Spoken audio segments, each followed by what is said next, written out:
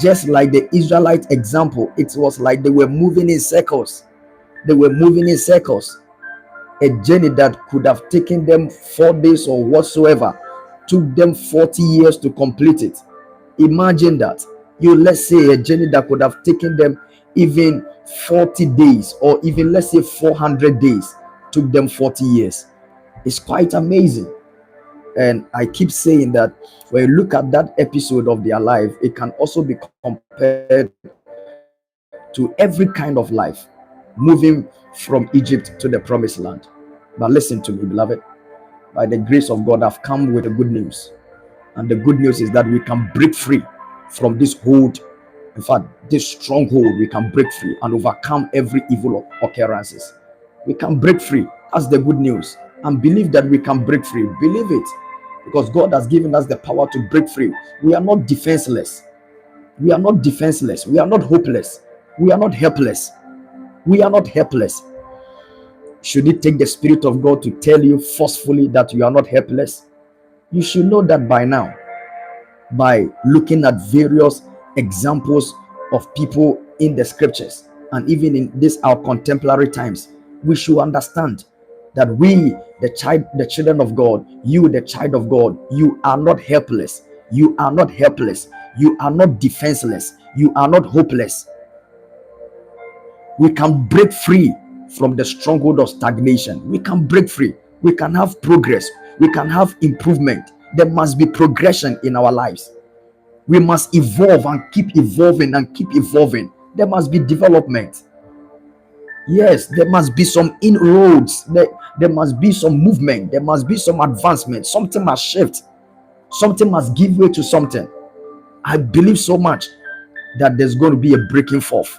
There's going to be a progression. There's going to be an improvement in the name of Jesus the Christ. Therefore, we must have understanding of stagnation. And please listen, in the name of Jesus, please listen. Stagnation is not just a natural phenomenon. No, it isn't.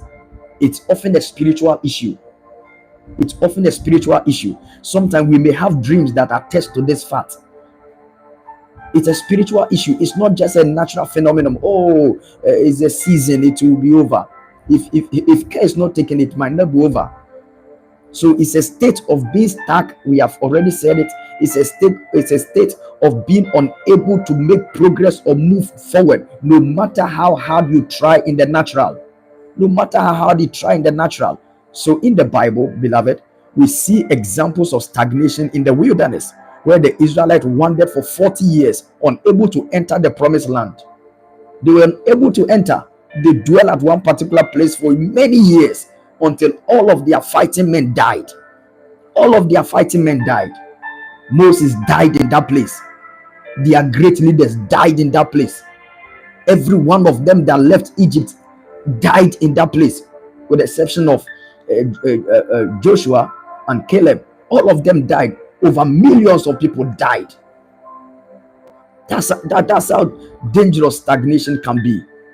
So stagnation also can manifest in various areas of our lives. It can manifest in our relationships, in our careers, in our finances, in our spiritual growth, in our businesses. It can manifest in various places. But see, we must know the root cause of a thing before we can uproot it. So the big question now is, what is the root cause of stagnation in general? What is the root cause of stagnation? Now, the Bible reveals that it is often as a result of evil reoccurrences, which are patterns of sins or patterns of negative thoughts or patterns of ungodly behaviors that repeat themselves in our lives. Yes, and these patterns can be fueled by fear.